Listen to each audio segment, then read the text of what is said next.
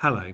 I've been asked to do a quick video version of my full video on answering the MEI questions on log graphs and estimating exponential relations for C2.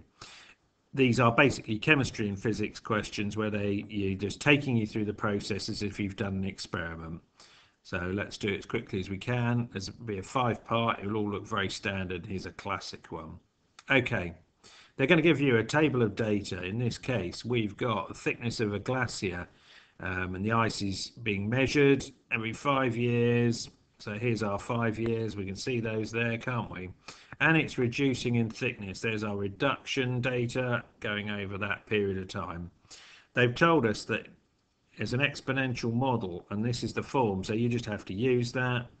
And but they don't know what the A and B constants are to go into this form of it, and that's the whole basis of this problem. We're going to work them out. So the first thing we need to do in the question is they want us to convert that equation into this format. Then they want us to create a table of values, plot a graph, draw a line of best fit. So let's get on and then work backwards to use that to create our formula. And then do some predictions of it. So let's just get heading on and do that. Okay, they told us in this that the equation is in this form. They told us that they wanted us to convert it into an equation in this form, a log form. So we've got to come down here. We can see we've got h and we've got log h there. So we're just going to log both sides of this equation. Easy on the left hand side, that's exactly what we're looking for. We now need to break this expression up on the right hand side. So with our logs, we get our log a over here, we get our bt comes down to there, and we're left with a log of 10 of 10. What surprise, that's 1. So here we now, next thing we've got to do is just match terms. So here's our bt term, and that's got to match to our mt, so we know m equals b. And for our constant over here, well, we've got a log 10 of a. So there we are. We've solved our equation. That's the first part. We know what how that matches up. That was our first part.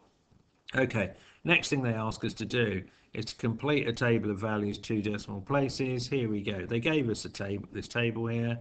They gave us t and h. They even told us what we've got to work out, which is the log 10 of h. Hey presto, you go through your calculator and you fill it in.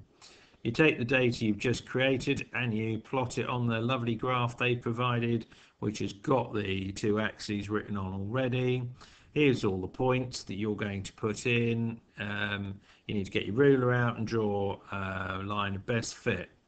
What are we interested in now? Well, we've got a line of best fit, y equals mx plus c. So we've got to find m and c. That's what we're looking for. Easily enough, we can take our line, create quite a big triangle here, which is what I've done here. To work out the gradient is 0.013. we also need our intercept down there. Hey presto, that was at 0.27 on my one here. So there's our intercept, that's the c, and there's the mx. Yeah, they're always that. We've just changed the terms, but that's all we're doing. There was our gradient. Hey presto. So we know what they are. So we now know what b is. There's b, and there's a. That's a, and that's a, yeah. That was our log 10 of a. We just need to go the other way now and power this equation up. Come on, power up the equation. So there's our a. We know what we want from that. We need to get our. We've got a log of a there. We convert it into a there, and we end up with 0.537, which we're just going to plug back into our equation. Here's our bt. Well, we worked out what b was there, so we're just going to take that and we're going to plug that in here, the 0.031, and there's our 0.537. In yellow here, you can see they've got quite wide ranges of answers that we can be within and still get the answer. So now we've got the equation. What they're going to ask us in part 4 to do is to use what we've just created to model the reduction between 2010 and 2020. Well, 2010, in this case, they had it coded as t equals 50, 2020 is t equals 60. We just take those numbers and we're going to substitute them in to the formula, and we get 19 meters here, and there's our 60, we get 38 there. They asked us for the difference.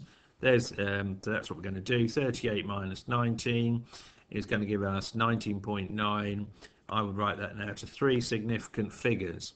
So that was pretty straightforward, what we had to do. Final part, give one reason why it's not suitable in the long term.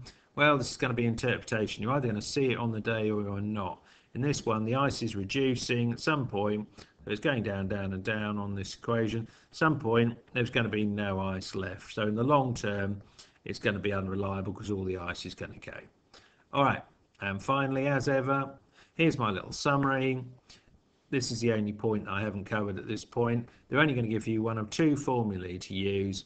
We're always going to have a y on the right hand side. The only question is whether the x is the power or the x is the base.